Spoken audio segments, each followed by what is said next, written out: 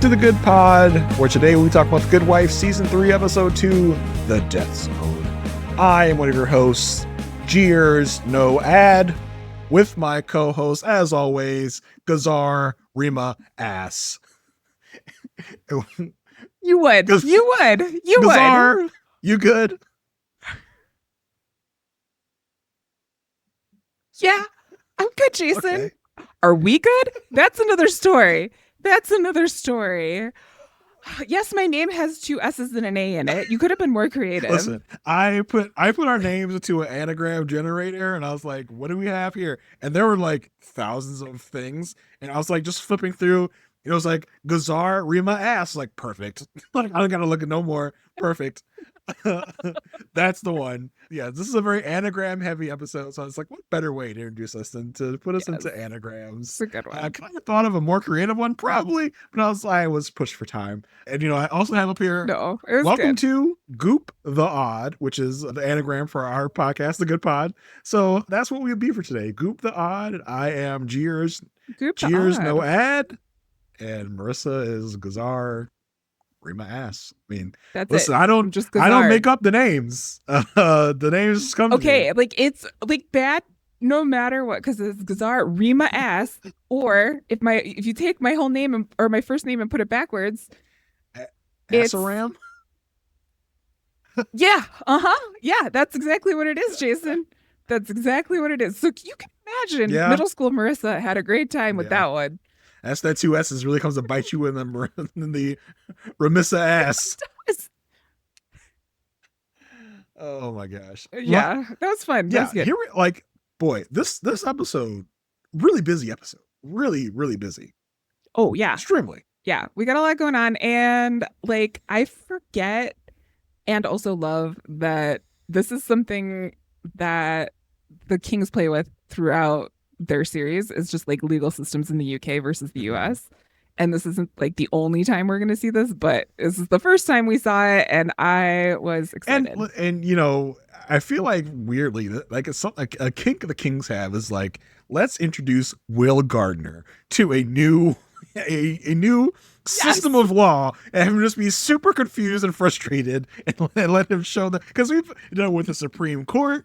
We've done it with military court. Yep. Now we're court here in English court, and he's once again flustered and exasperated by all the new rules that he has to come up against. I don't know what it is about the Kings. Like, let's have Will go through this and be really upset and really pissed off about what he has to go through here. It's always fun to watch, so that's probably what it is. Before we get into the episode proper, let's remind you some free and easy ways you can help this podcast. You can do that by reviewing, rating, and subscribing wherever you can. If you're listening on an Apple or Spotify, you can always leave us a 5-star rating. If you're on Apple, you can write us a written review. We really love those. And always remember to subscribe wherever you are. If you're on Apple, Spotify, or even YouTube, you can hit the button that says subscribe, follow, whatever it is. Please hit that to let you know when you have a new podcast in your feeds. Whenever we come out with a new podcast, usually every Monday for The Good Wife, we will remind you. It will go right into your podcatcher, so you don't have to search for us or remember that we have a podcast coming out. It'll just come right to you. If you just want to chat with us about the show, you can always email us at thegoodpodfeedback@gmail.com. As always, thank you so much for rating, reviewing, and subscribing. Yes, thank you for participating in the democracy of podcast listening. We appreciate it. For sure. Jason, are you ready? Are you ready to go to the death zone? Ready to go to the death zone, right on the Hillary step. Let's go. On the South Pole. Like, we know all the lingo now. We're so in it. Ready to climb Everest. This episode opens quite dramatically. Like, I had to be like, did I press the right show? Like, where am I? It's definitely like documentary style, explaining, Everest in this situation. And the case we have before us is Alicia is defending the brother of a man who died on Mount Everest. He also wrote a book, and in that book, he claims that this gentleman, Mr. Cardiff, stepped over his brother's body to get to the summit and also took his oxygen. So Mr. Cardiff is like, that's not cool. I'm going to sue you. And they have like a mountaineer who was on that trip, like talking about what goes on. And he's like, yeah, Mr. Cardiff wasn't anywhere near here. And Alicia leans over to the defendant and goes, hey, sorry about this, but I'm gonna have to murder your friend, basically. And he's like, be gentle. This is like new Alicia. Yeah. Still, we still have new Alicia. She is bold, she is brazen, she is confident, she is ready to go. And she basically argues like, hey, so can you tell me what the death zone is? And that's apparently anywhere above 26,000 feet where oxygen is like not provided for living things. And so you kind of need to bring your own oxygen. But this guy on the stand thinks that oxygen has like ruined the sport of climbing. It is not pure climbing if you bring oxygen. And Alicia says, also, isn't it true in the death zone you could like hallucinate some things? So like, are you sure this is what you saw? And she successfully argues that like we should dismiss this case because it's not a criminal case, it's a libel case. And the judge agrees, and bada bing, bada boom. I was like, oh, we're done. That's like possibly the easiest victory our heroes have ever gotten. This is like, she basically goes up there's like, so your brain was probably playing tricks on you, right? So you didn't see what you thought you saw. It's like, I mean, maybe. And that's enough to be like, all right, case closed. This man, we can't rely on what this man saw because he was deprived of oxygen. So boom, case is closed. Case is won. Our guy, Danny, is all good because, and you know, this will be a big part of the episode in the US. In order to, the burden of proof is on the person like accusing the other person of libel. Like, you have libeled me. And the person being libeled is like, all right, well, prove what I said is true or not true. That's your thing to prove. And because they cannot prove whether it's like fact or not, because everyone up there is just seeing whatever the brain wants them to see because they don't got no oxygen. So you can't prove it. So case is closed. So I think that's really important to acknowledge in this first part of like, yes, this is how it works in the US. If you're going to say someone's libeling you, you have to prove that what they're saying is not true. You can't do that here. So case is over. Like, we get a high five. That's Alicia and Dan like, yeah, we did it, baby. Let's go. There's a hug. Yeah. There's a hug. There's everything. People are excited. When Alicia gets back to the office, she is greeted by a man named James Thrush, the character James Thrush, played by Susie Izzard, who I know from like 80s comedian time, and also pretty cool person, done a lot of marathons, done a lot of things, formerly known as Eddie Izzard. So if that's Susie Izzard doesn't sound familiar to you, they are now Susie Izzard and no longer Eddie Izzard. So yeah, I always love when Susie Izzard's on my screen. Like, it's always like always a good time, and I was excited to see her here as well. Yeah, I think I've seen Susie most of all in their stand-ups where it's just like they have such like razor edged wit. Like I really, that's, and you know, you would see them in different projects over the years. I think there was a show called The Riches, like it was on FX back in the day, and it was like a family of con people pretending they were being rich or something. I vaguely remember that TV series. And Susie Izzard is fantastic in all the things that they show up in. Like I said, just razor sharp wit and just a really fun person to always show up. And they prove that here with you know, the amount of like the sparring they did with all the characters in that storyline. Yes. And Susie is like super creative. I think they've also put on like their own one-man Hamlet performance and done like a bunch of other things. Look her up. She's got a story to tell for sure. So in this case, James Thrush is like, hey, I know you lost your case, but as Jason was saying, the rules in the UK are a little different. So what Jason was saying is that the person who's claiming to be wronged in the US has to prove that this has happened, like has to prove that happened. In the UK, it's a little bit flipped. I don't know why. I don't know why it would be flipped. I don't know why maybe a royal family would want it to be flipped in a way where the person being accused has to prove they didn't say something. But that is how it is in the UK. And so because there were books sold in the UK, they can bring this case in front of the UK court. And that's exactly what they plan to do. And then Mr. Cardiff, like, Alicia's like, this makes no sense. He's like, not rich. Like, what are you doing? It wasn't even a lot of books.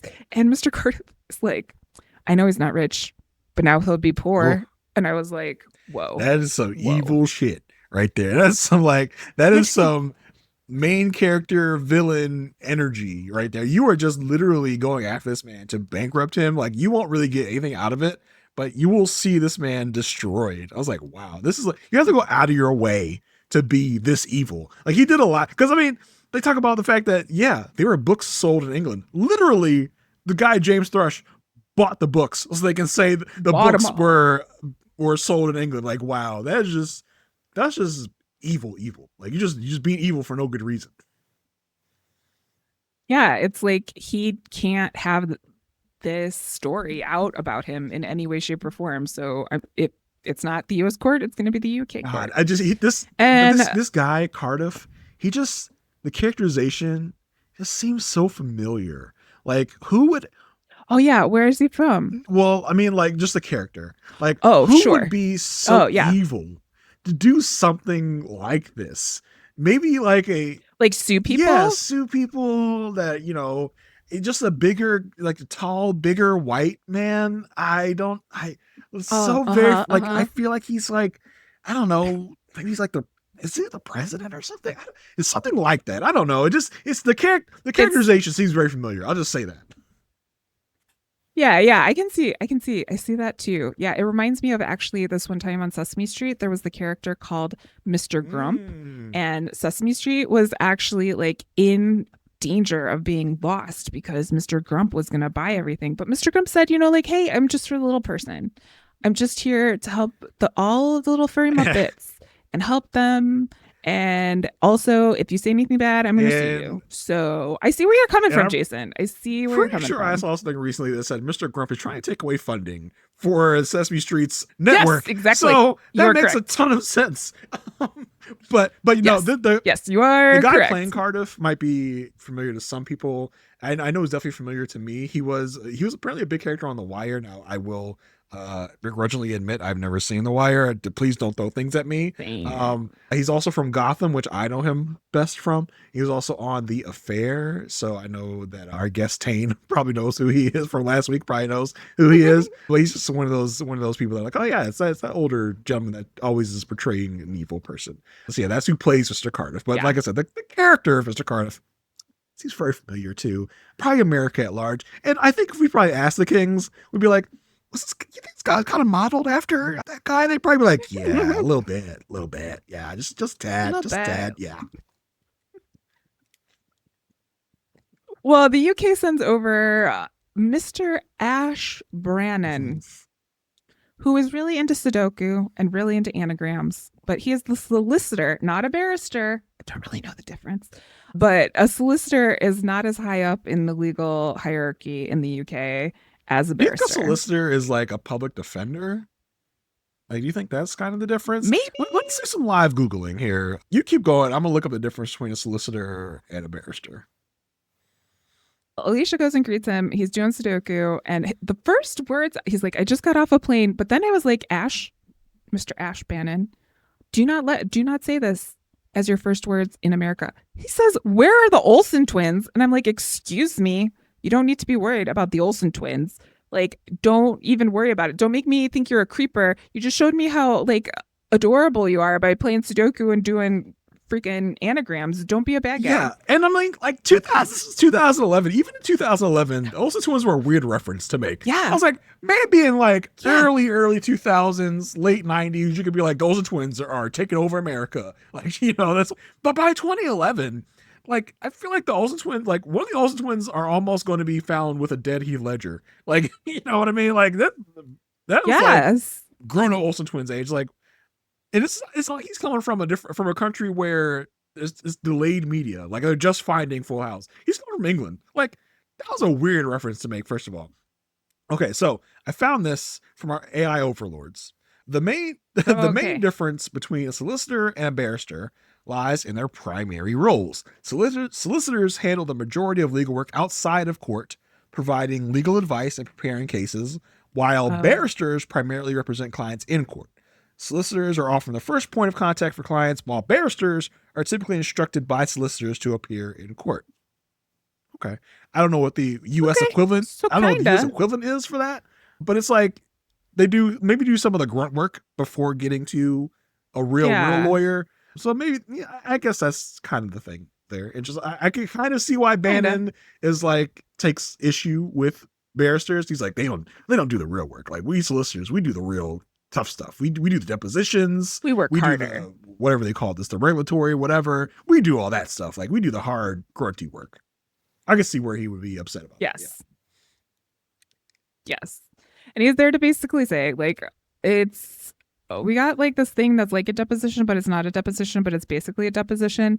And the court has agreed to allow this to happen on video. So I'm going to be on your side and we're going to talk to the judge in England.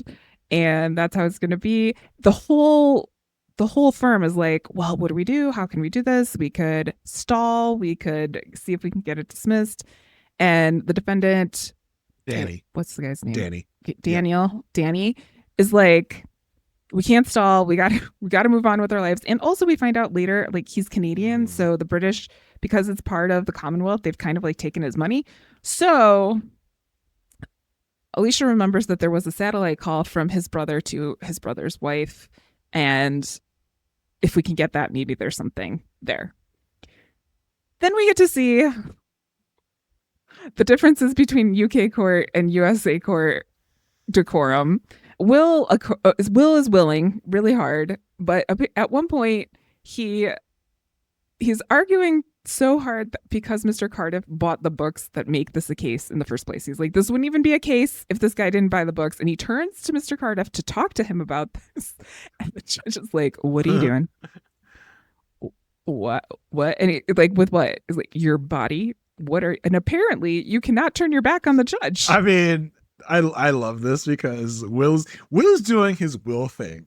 He has this righteous indignation. He's like, this is ridiculous. Like, this guy is like Roman Polanski, Schwarzenegger. He's doing libel tourism. He's getting his upset bag of like, this is an injustice of the law, blah, blah, blah.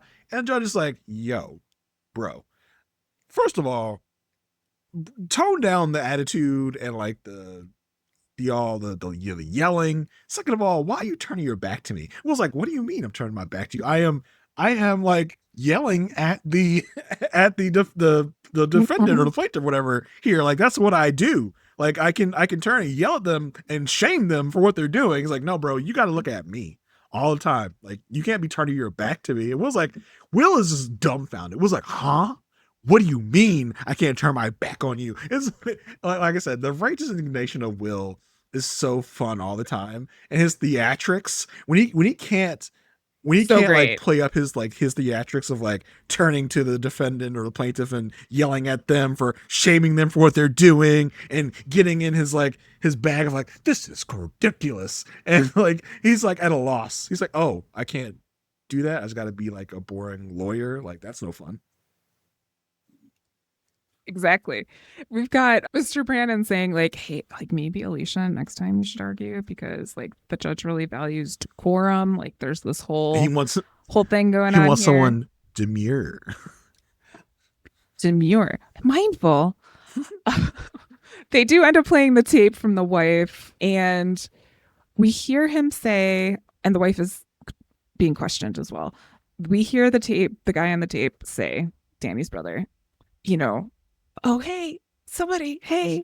And she's begging him like, hey, use the oxygen. Is someone there? The people didn't stop and they took the O2. Like, that's what we're inferring from this phone call. And of course, there's a break in the action here because, oh my gosh, we have to gather ourselves after this revelation. I kind of wish they would have been like on the tape. He'd be like, hey, stop. Don't take my oxygen. Like I don't know why we're supposed to infer that he took their oxygen. Don't take my... Mr. Cardiff, don't take my oxygen. Mr. Cardiff, actor from Gotham, The Affair, and The Wire. Don't take my oxygen, please. I know it's you. I see you with my own two eyes. You're picking up my oxygen tank and you're flipping me your middle finger as you're walking away from me. Like, just giving that like total damning evidence. Everything. At this point, Will's like, okay, I'm going to try to make a deal. So he goes up to Mr. Thrush and is like, okay, no apology, no money. We won't print the book in the U.S. That's fine. And Thrush has a response for Will Gardner because he's like, you think I'm the pinkies up tea kind of British? You think I'm like the royal family British? I'm like the Jack Ripper of British people. I'm like going to get you. And Will's like, whoa, I'm so scared. Like, if you're going to threaten me, don't use so many words. Like, I'm on it. And like, Thrush is with a baseball bat. So I think we're supposed to infer here that like they are the same people, just in different sides of the This world. was so weird. I was like, you guys, you aren't in a bar. You are literally in a law office. Like, stop acting all big and bad and tough. You are two probably rich lawyers. Like, stop trying to act all big and bad. This was so weird to me. It's like they're trying to threaten each other. Like, y'all are lawyers in an office. Yes, we have seen Will get into a fist fight with a lawyer before. Like Will too. Remember that guy? Wilk. Yeah. Wilk. But I mean, I don't think that's gonna happen here. Like, calm down, y'all. Like, y'all, I don't know why y'all try to act like this. They're like, because they're white men. They're just sizing each other up. Like, that's what's happening. So Thrush brings Miss Lambros, the wife, onto the stand, and it's like, hey, you used to be a mountaineer. Apparently, that's what they're called. Mountaineer yourself. And she's like, yeah, until I got pregnant. Why did you stop? Oh, no, you don't have to answer. It's okay. But tell me about hypoxia. Like, what is hypoxia? So basically, this argument of being oxygen deprived is everyone's defense. Like, because he's saying, like, is this not something your husband could be having when he was on the phone talking to you? And Alicia stands up and she's like, if you're gonna blame the victim, use better logic. And he's like, Your Honor, like, I don't like this. She's like, what? This tone from this American lawyer? And Will is like, ooh, boy. Ooh. First of all, Alicia is mad because they taking her strategy. Like, don't just copy me. Like, don't say her copy me and do the same thing I did because it's gonna work against me like I worked against you. And yeah, she is like again, this is new Alicia. This is new Alicia with some will, with some injection of some will inside of her. Like, this is new Alicia. She ain't taking no shit from nobody. She's got, listen, some will has like rubbed off on her, been distributed. Yeah, rubbed off in her. I don't know. Like, this is like she's doing the will thing now of being like the righteous indignation. And yeah, she is. I mean, we Alicia's arguing this because she's supposed to be the demure woman, and she's like doing the same thing Will's doing. Well, and you can see on Will's face, he's like, ooh. And then they go into his office right after that, and he's like, I'm dreaming of the American Revolution. And I want to take you into my bathroom. She's like, I got 10 minutes. He's like, okay, we can do this. And then Diane walks by. It's like, we're being watched. Okay. And they both like it, though. They're both like, did you see the smile on Alicia's face? Just like, listen, this is a new side of Alicia that we're seeing, because in the previous 2 seasons, we haven't really seen Alicia really getting it on with anyone, and how Alicia is when she's in a real deal relationship. And I'm like, oh, Alicia's a little freaky dicky. Like, Alicia's a little like, she's quite a mix here, and especially being like guided by Will, who we kind of knew already was a little freaky dicky with his, and he tried to go into the bath. Like, is that where you also were with Tammy? Because I remember an episode where him and Tammy were in the bathroom too. Does Alicia know that you were in the bathroom with Tammy sometimes? Because I'm sure she did. She wouldn't be that like down to be going to the bathroom like Tammy was. But yeah, Will's a smart man, but he only has one playbook. Yeah, bathroom time. Let's go. This is like, yeah, this is definitely just a new side to Alicia that we're seeing. That those bangs over her left or right eye or whatever, they are really doing a lot. Look, they're showing a different freakier Alicia here. Like, when we see the bangs, that means freaky Alicia's coming out. Yeah. They bring in Mandy Cox, who was apparently also on this trip because her trip fell apart and Cardiff was like, you can join mine. But I love how she introduces herself. She's like, Mandy Cox, music entertainment, blah, blah, blah. Were you on Everest? Yes, Everest, my mountain. We were on at the same time. And everyone's eyes roll at the same time. I thought it was I feel like Mandy Cox is not her real last name. I feel like Cox, she just like made up Cox as her last name just to be like that person. Like, I'm Mandy Cox. That's my name. To like really truly get into the good graces of the people like Cardiff. Yes, yeah. It's mentioned that, she wasn't mentioned in the book. And she's like, yeah, I know. Many people are outraged from the book. And all of a sudden, Alicia gets up like, hey, were you sleeping with Cardiff at base camp? Like trying to rattle her just by like saying something. And it could have been true. I have no idea. But at this point, this is like where they're at. They're like, we have to do something. We need Kalinda. We need to get some sort of evidence. We need to Yeah, do but something. like I love how Alicia's like, is it true you were sleeping with Cardiff at base camp? And then like everyone in English is like, oh, grasping at pearls, like, how dare you bring up this scandalous, salacious details in court? And like the judge is like, yo, we can't be doing that. Like, this is not, we're not doing that in this court of law, in the England court of law. I don't know what y'all do in America, but the land of sex, lies, and videotape, but we're not doing that here. And so they're like, oh crap, what are we gonna do? Like, they're stymied at this. Like, we can't use the whole like Mandy was sleeping with Cardiff, so Mandy is not biased, is biased like for Cardiff here. I think that was the whole basis of like dismissing Mandy as a true witness. Yes, agreed. Then it's time for Alicia to question Mandy, and she asks Mandy, like, hey, did you have any operations before you went on the mountain, your mountain? And she said no. And Alicia's like, well, what about Lasix? Did you know that when you have Lasix and you go up to high altitudes, your vision could be blurry? And you like, there's also reports of the fact that like you were in such a state that a Sherpa had to carry you up the mountain. She's like, people believe this, but that didn't happen, blah, blah, blah, blah. And basically they were able to argue her off the witness list. So it doesn't matter what this lady said. She can't, nothing can be brought in to question. Yeah, because like Alicia's like, did you have any surgery before you went to the mountain? She's like, no surgeries. She's like, do you mean like an appendix was taken out? Like no. Like Alicia's like, no, girl, LASIK is actual surgery. Like literally they cut your eye open and put stuff in there. Yes, they and she's do. Like, oh, that. I know you meant that. Like, yeah, that.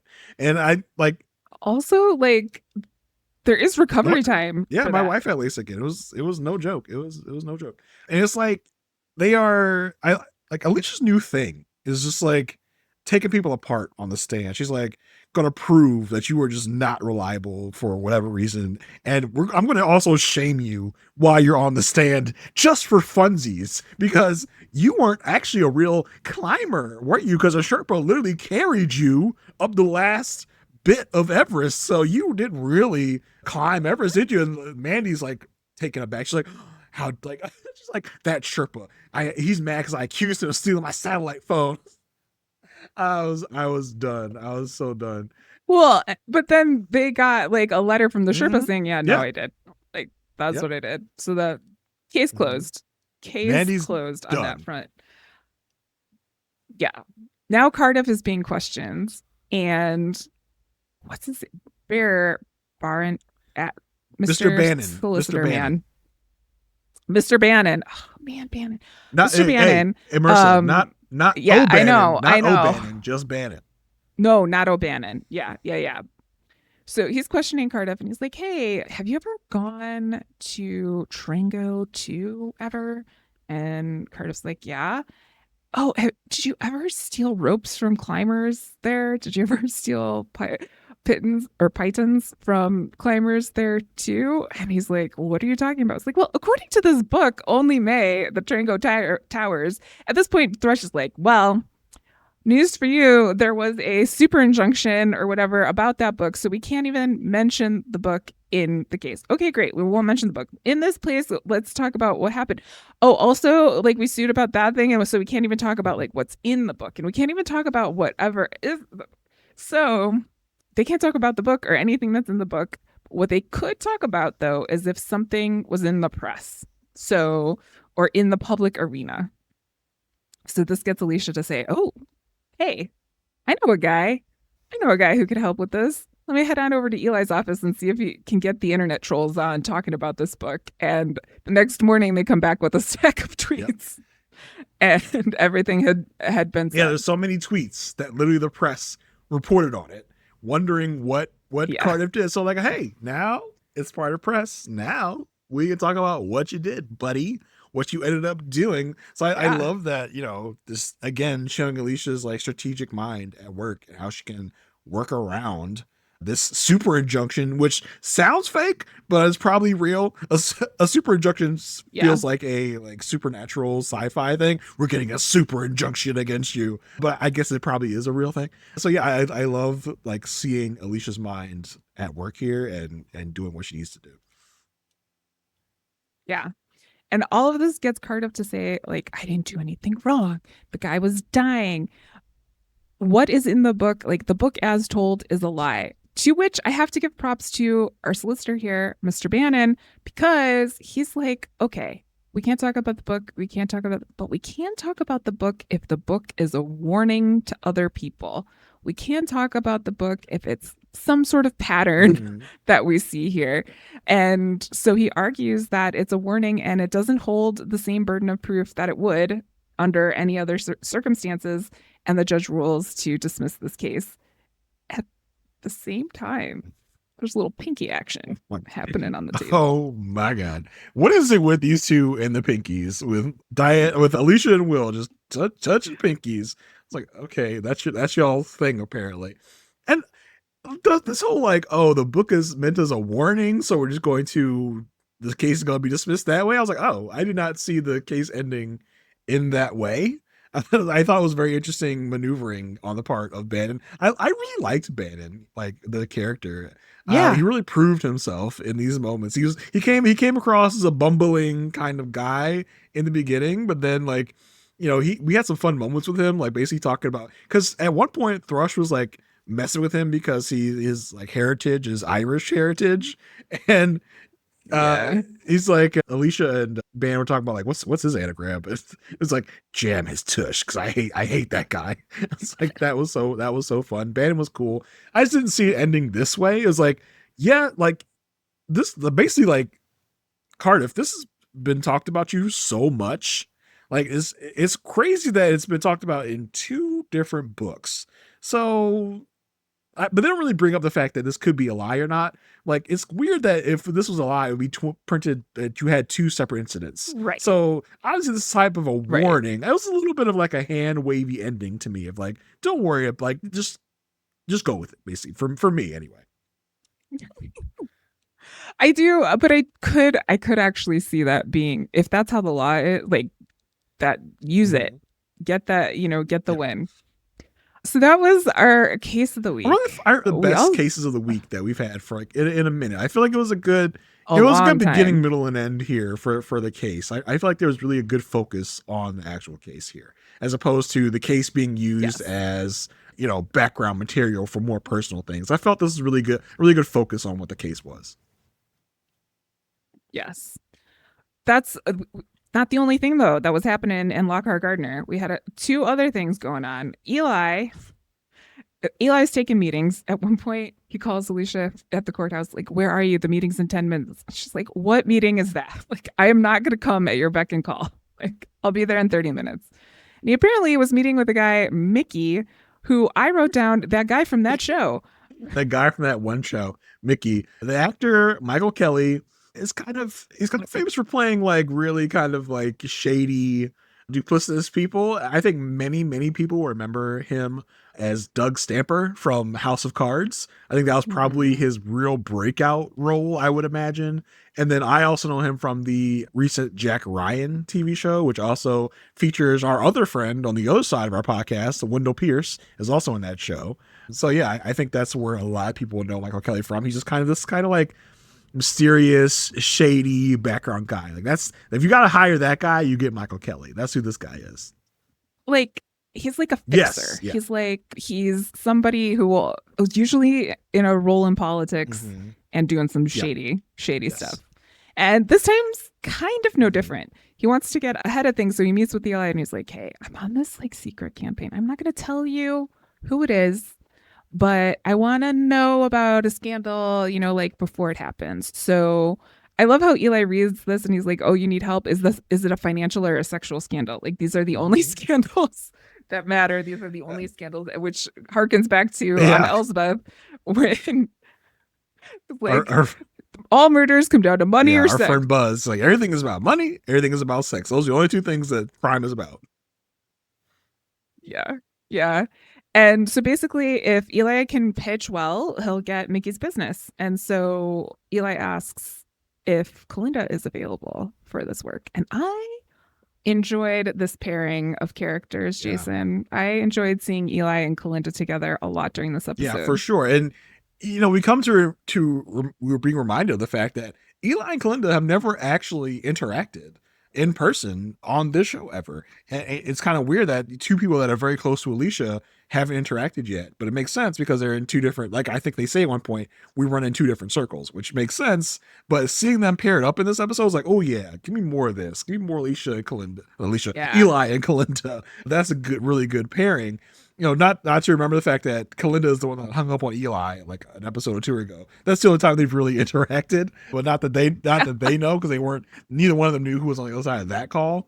But this is a pairing I didn't know that I needed until they were brought together. Yeah, and especially because I always like to see when Eli is impressed by women. Mm-hmm.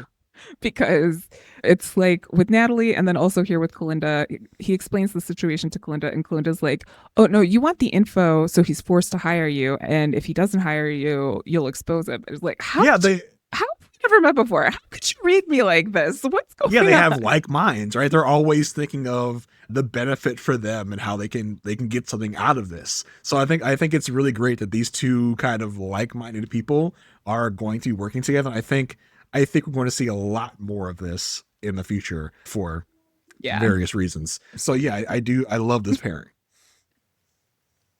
Yeah. Kalinda goes out, she does her thing, she finds and follows Mickey, and she finds that he is hanging out with former Senator Harold Burke on the Democratic side. And just like, Eli can't escape any of this, Harold Burke has been sleeping with his nanny. Yep. So he's like, okay, this is my bread and butter. I know how to maneuver around this type of thing. I got this. It's in the bag. I will go ahead and there was a very interesting thing that Eli said. Because Eli, like at the end of this particular scene you're talking about, he's like, where do I know you from? I feel like I know you from somewhere. And I was like, ooh, did he stumble upon Kalinda when he was like doing research about Peter, like before he like took Peter on as a client? But he doesn't, she's familiar because he knows what she looks like, but she was probably under that other name, Layla? Yeah. Layla. Like, did he know her as Layla or Leela back in the day? Is that where he know her from? Is this going to be picked up in the future of like, oh my God, I remember you slept with Peter? Like, is that going to become a realization for Eli at some point? I was like, oh, that's an interesting thing to throw out there for us. Like, I feel like I know you from somewhere. It's like, ooh. Yeah. Well, and it's like, it's kind of like Jaws, like circling the water, right? Like Kalinda is like, I just have one of those faces. Like, I'm just, but I have a feeling it might come back up. So Eli goes and pitches to Mickey. He's like super confident. He's like, okay, I got this like 3-day plan. We always know that like scandals are owned by the first one in. They're talking about all of the political scandals that were happening in 2011, which I have to say I would trade in for anything that's happening right now, but that is okay. Marissa, can you re-educate me on the Wiener scandal? Because I feel like probably have a memory of it. I don't. I know it was something to do with a dick pic, and it was on Twitter. I want to say there was a bridge involved. Can you re-educate me on this Wiener scandal? I had to look it up, but yes, you are right. Yeah, because that's how long ago this was, Jason. That's how long ago. I can't remember this because so much other stuff has happened in between 2011 and 2025. Because at the time, it was something I thought I would never forget. He sent sexually explicit photos and messages via Twitter and email. So, he wasn't putting military operations in Signal. He wasn't, doing any of the other things that are blanking my mind, but he was sending pictures of himself via Twitter, and they found him. And so then therefore, he is no longer in the public sphere. And that was a scandal that would get you taken out of office, get you fired, get you persona non grata and everywhere. But that today would be like a pebble in the water. Like, would not even do anything. It'd be like, oh, that silly guy doing that silly thing. It would be talked about for it a would be week like and be done. he would come out, he'd say, I take responsibility for my actions. I'm going to step down for a couple of months, and then in a couple of other months, he'd be back. But just like when Howard Dean said, yeah, or whatever, and I was excited at a thing, we can't let people back in. I'm not justifying what Wiener did, but in the grand scheme of things, you know, like it's kind of hard to look back on. But yes, in this case, he's making his pitch. He's saying, I can handle the, the nanny story. And Mickey's like, this is all great, but it's not Burke. The candidate's not Burke. Yeah, I love how Eli and Kalinda were like, we're gonna lay the smack on him. We're gonna reveal that we know who it is. Like they were so ready to like claim victory over Mickey. Mickey's like, oh, yeah, you almost got me, but you didn't. And it like kind of intimates that he knew Kalinda was following him. Like, yeah, when you accidentally followed me, oh, like, yeah, you didn't see who I actually want you guys to be looking into. It's like, oh snap, they thought they had him. Yeah. And he's like, well, yeah, I did meet with Burke, but I declined to be his manager. Like I said no to the campaign. And so starts to get up and walk out of Eli's office. And he's like, one more chance. Give me one more chance. So him and Kalinda sit down and are like, oh my gosh, who could it be? Kalinda's like, there's no other candidates unless he's switching sides, unless he's going to the Republicans. Then there could be some other things. And so she's on it, and Eli says Mazel Tov as she goes off. It's like, okay, sure. But that's how comfortable he is. Yeah, so the Kalinda like turns. So we get the second. Turns back. She's like, why would you say that to me? It's like, bye. Like, whatever. Eli gets his opportunity for a second pitch, and he just opens it up by saying, look, we decided we're not going to pitch you. Like, sorry, thanks for coming in. Mickey's like, what? Kicks out all the other people, and he's like, okay, what's going on? And Eli lays out the fact that it's like, Mickey, I know you wanted to work with the Republican. The Republican's too squeaky clean, and you wanted me to find something on your candidate.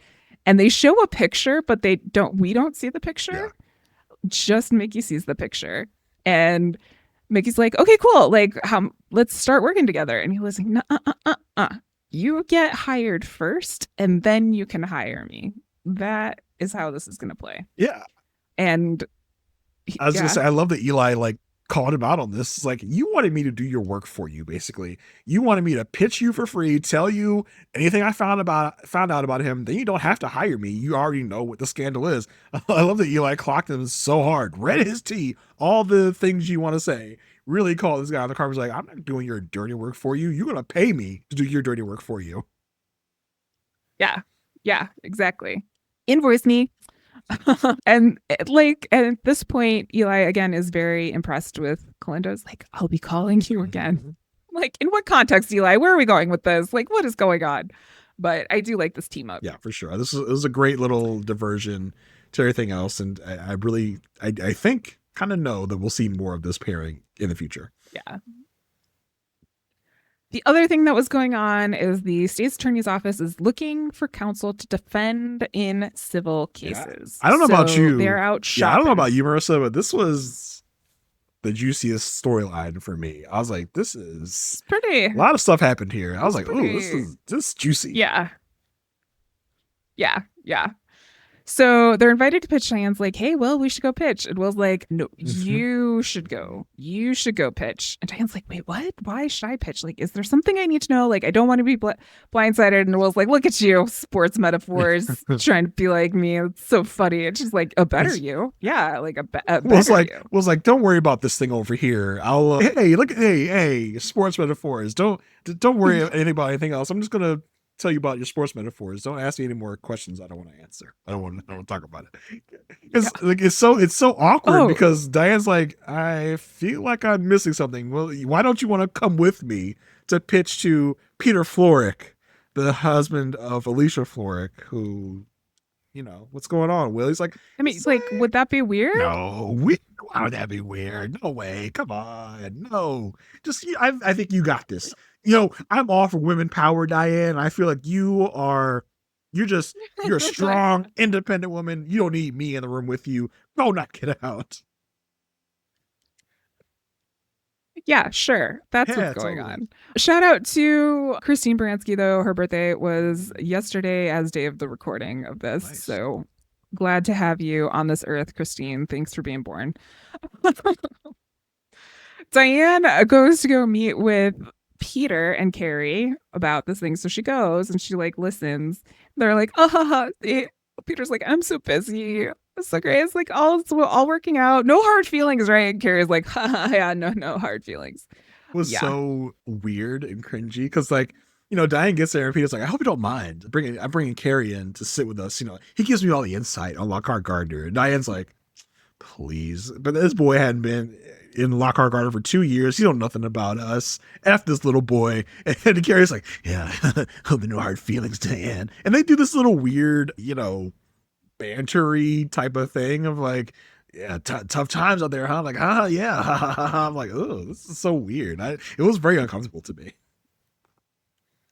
Yeah, it is weird. And what Peter is asking them to do is basically like submit to an audit so they can make sure that like we know that you represented Lamont Bishop at one point, not just his legitimate businesses.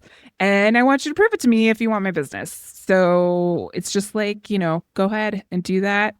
And you got it. And Diane's like, okay, like I'm gonna need to talk to my partner about this. To which Peter's like, oh, you mean Will? Your partner Will? Yeah, you better go talk to Will. Yeah, and Peter's like, hey, why don't you bring him next time? Because I really wanted him here so I could rub it in his face that I want him to be like, I could give you money, but I'm going to need you to open up your book. Like Peter was really hoping that Will's going to be here to get this like tongue lash or whatever you want to call it. Like, Yeah. I got power over you. I have the power to offer you money, but I'm going to need you to give me all of your financial situations. Because what Diane is afraid of is like, yeah, we do deal with some shady ass characters.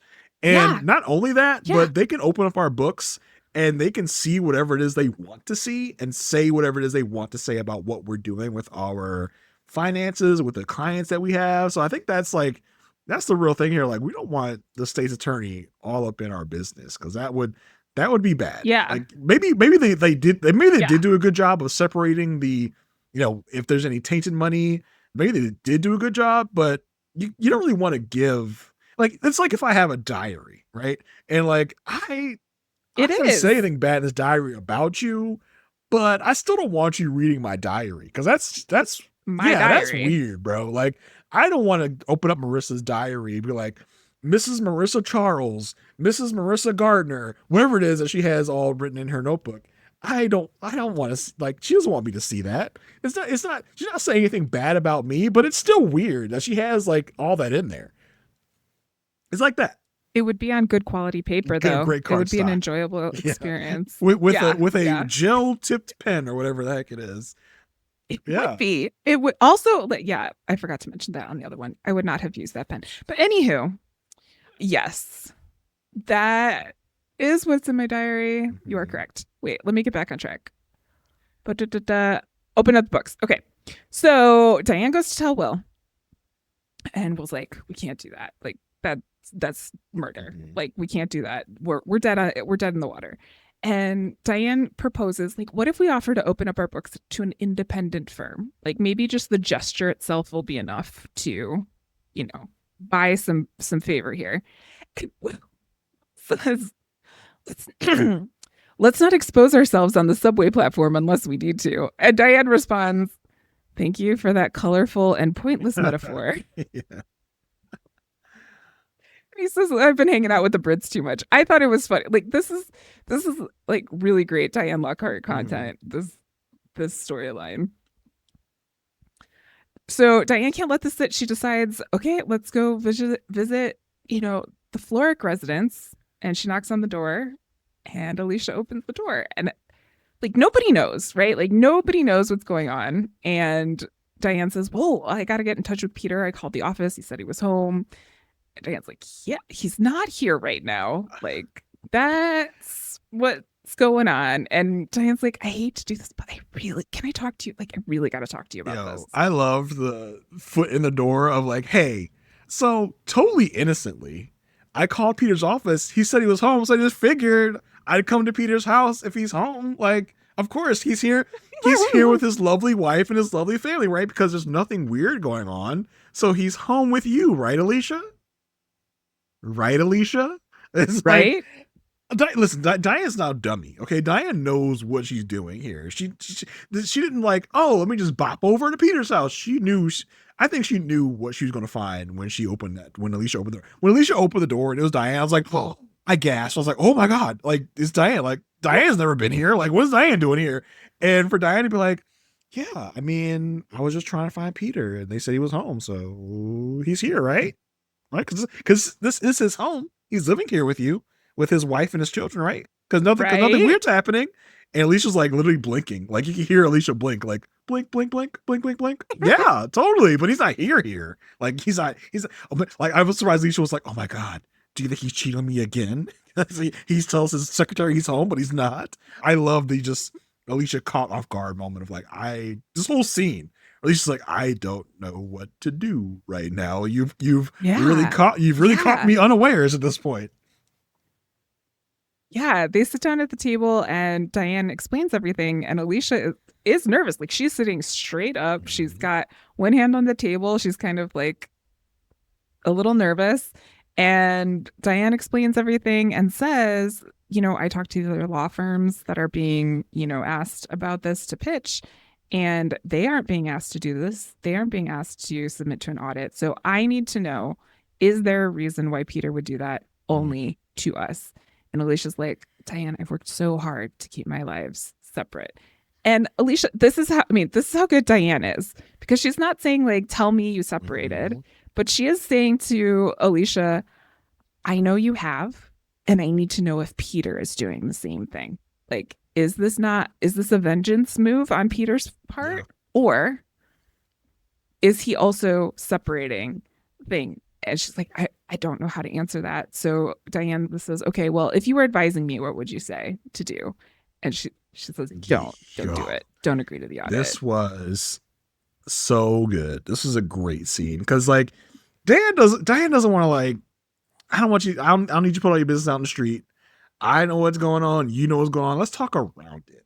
Like, let's talk in non-general terms. Like if you were my lawyer right now and your husband, who, if everything's good, is your husband, this audit would be okay because he wouldn't want to F you over. But if things aren't good, he's doing this to F you over. What would you tell me to do? She's like, I would tell you not to do this because he's definitely trying to F you and F me over. So don't do this. Like, all right, cool. Got it. You are separated. You're getting a divorce. You're not going to tell me that, but I feel that energy right now. I feel it. I loved Grace coming in. Alicia's like, I'll be right there, Grace. And Diane's like, oh, how old? She's like 14. Diane's like, such a sweet age. Sweet age. Last time I checked, Diane does not have children. It's like, she doesn't. You're talking about Diane. She doesn't. That's why she's the queen she is. She's like, she's so good. Like, just like making conversation. Yeah, such a sweet age. It's like, I love Diane. Like, how dare you, Diane, pop in on Alicia in her casual clothes, which are mom jeans and a sensible shirt. I'm like, I'm thinking about me running around my house all the time in lounge pants and like ratty t-shirt. Alicia's casual wear is mom jeans. Jeans are like my everyday wear. When I go outside of my house, I'm wearing jeans. Alicia's is like, that's her casual, I'll walk around the house wear is jeans. Like, okay, interesting. I would have my like fuzzy slippers, my Ravens lounge pants on, I'd be doing all that. But that's not Alicia's thing. Alicia is a sensible wear even inside the house. But yeah, this is just like picture perfect where like Diane's going to get shit done. Diane's like, listen, I am not for play. I need to figure out what the F is going on. Yes, Alicia, I know this is probably weird. I know you don't want to talk about your personal life, but the life of the firm is on the line. So I need to know what is what. Like, I don't care about your stupid little teenage drama. I need to make sure that my firm is going to survive. So am I going to like pursue this and get this, like, I think she was like $20 million a year business from Peter, or like, should I back Yeah. away because this is a trap? And Alicia's like, in not so many words, like, this is a trap. Don't fall into it. Yeah. Yeah. And I mean, I see where Diane's coming from. She's almost lost the firm a couple of times. You know, she's had to rebuild trust with Will a number of times. And again, here she goes to Will after this conversation and just like asks, like, yo, are Peter and Alicia separated? And he's like, you're going to have to ask her. And that's enough. Mhm. That's enough for Diane to be like, yeah, okay. Mhm. Okay. So here's the deal. If she ever does anything to go against us, I don't want her here. And Will's like, she wouldn't do that. She wouldn't do that. But like Diane's like, no. If she works against us, we agree that she cannot be here. And Will hesitates and then agrees. And this is such a tenuous like agreement, because no, Alicia's not going to do anything purposefully against you, but just the fact that she is a state's attorney's wife and they are separating, that's going to work against you at some point. And there'll be an argument of like, it's not a tangible thing where they can say, oh, she did something against us, now she has to be fired. Will's going to argue, no, she didn't actually do anything against us. It's such a funny thing to it puts to identify, like, is this working against us or not? We'll be like, no, of course it's not. Diane, of course, is gonna look at it like, yeah, she is. So for them to make this agreement is like, this is not gonna go well. It's not gonna end well for you. well, and also like, what is the us here? Because it used to be Diane and Will as the us, and now Alicia's like in the middle of it. So Will's loyalty is the thing that can swing, and that's not a position that Diane really ever wants to find herself in again. Yeah. You know what I mean? Like, this is a place that, you know, Will has been before. And so I don't blame her for asking multiple times and saying, like, I can hold you to that. Like, I'm willing to trust you this time. But I feel like it won't be, like you were saying, it won't be something external that she does to go against. But with the us in question is Diane and will Alicia come between Diane and Will there be a moment where the loyalty has to shift in one way? Well, Will choose Alicia over Diane, or Alicia will choose Diane over Will. That's not going to happen. But you know what I mean? Like, there's something at play with this trio in terms of, that's where I think the against us can be. Yeah, it's really like it's hard to really identify that, because like it's similar to what we talked about before of like, how can a judge recuse themselves when they are inherently biased for themselves? Will is not going to really see anything that Alicia's doing as working against them. He's going to justify it in his mind to be like, no, this isn't working against us. And Diane, who was looking at it from another perspective, would be like, no, it is. So I don't know how they can come to this agreement where they're going to both agree that it's working against them. Will never agree to that, and Diane will always be looking for that. So they're working at different goals here. And I love Diane's like, Diane is waking up. This is the episode Diane is waking up to the fact that I think Will and Alicia has something going on here, and it stems from this Peter thing.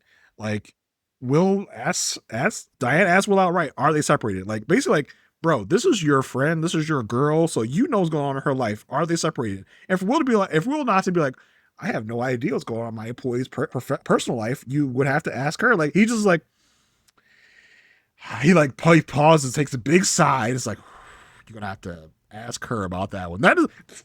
That's a yes. Like, yeah, like that's like, I didn't have to read. There's not even a thin line to read between like, oh, you are heavily involved in whatever this is, for you to have that reaction to me asking that question, to be like, not to just be like, oh, I don't know, I'm not that invested in Alicia's personal life, I have no idea, I'm her boss. To be like, oh, well, you see, you're going to have to ask her about that. Like, oh, no, this is not good. There's something bad's going on here. Like, for Diane to come to that realization and to give him the ultimatum, pretty much as she does, like, her, like, Alicia's job is going to be in the line if she does anything against us. You realize that. It was like, yeah, sure, of course, totally. Something tells me it's not going to work out that easily. Yeah. There was some family stuff in this episode. Do you even want to talk about I it? don't know. I thought this was great stuff. I thought this was a great family. Like for Okay. once, I'm like this is actual family Yeah. stuff, but it was like 2 seconds. I was like, this is really weird just being no. in here. But, For okay. once, I really want to talk about the family stuff. I think the family stuff is interesting. Okay. So Zach is hanging out at Peter's apartment. Well, it's like dinner. It's his night to be there. And he asks Peter, like, hey, why do you think mom is doing this? And okay, I will say it's like a 16th of a star here for Peter because he is really honest in the situation. And he says, I wasn't good to your mom. And Zach is like, yeah, like that was in the past though, right? Like what else could it be? And he's like, there were other things. And he's like, I hurt your mom with someone else. And Zach is like, well, what do you mean? Let's just leave it. Let's just leave it at that. And saved by grace, who has computer trouble.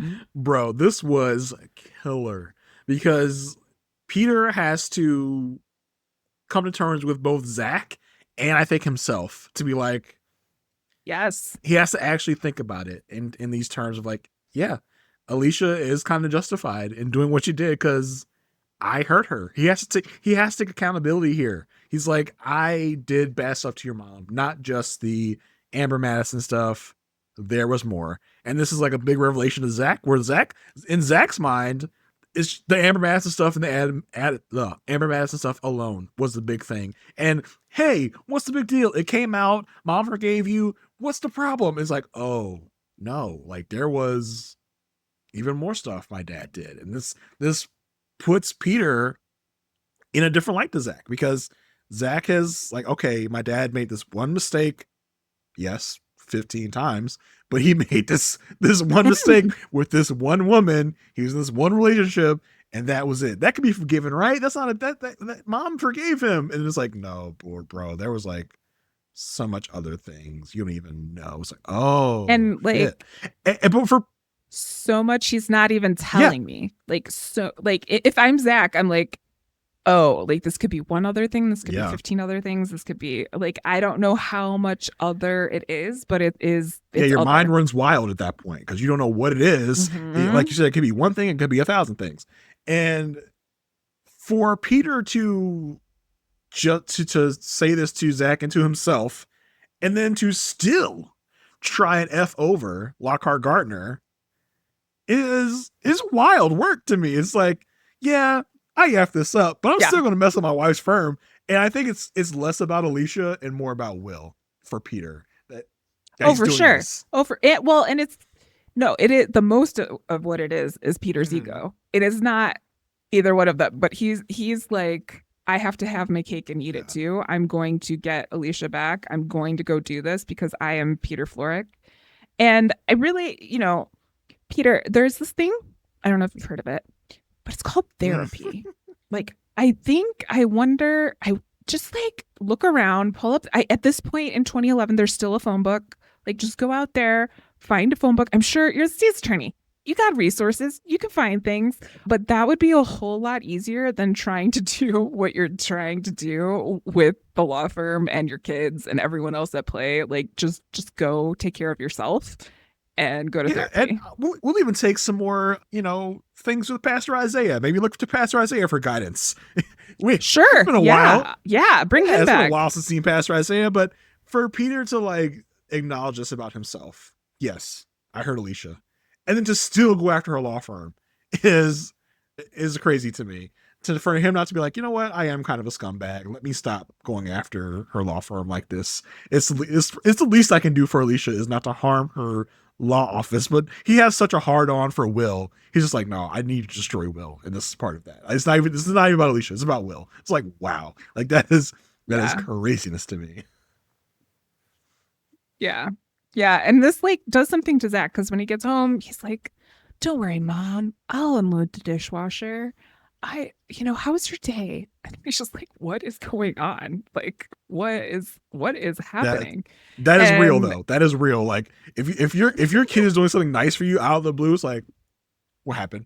Like what bad thing did you do that you were preparing me for? Like, what is this? Like, I definitely feel that.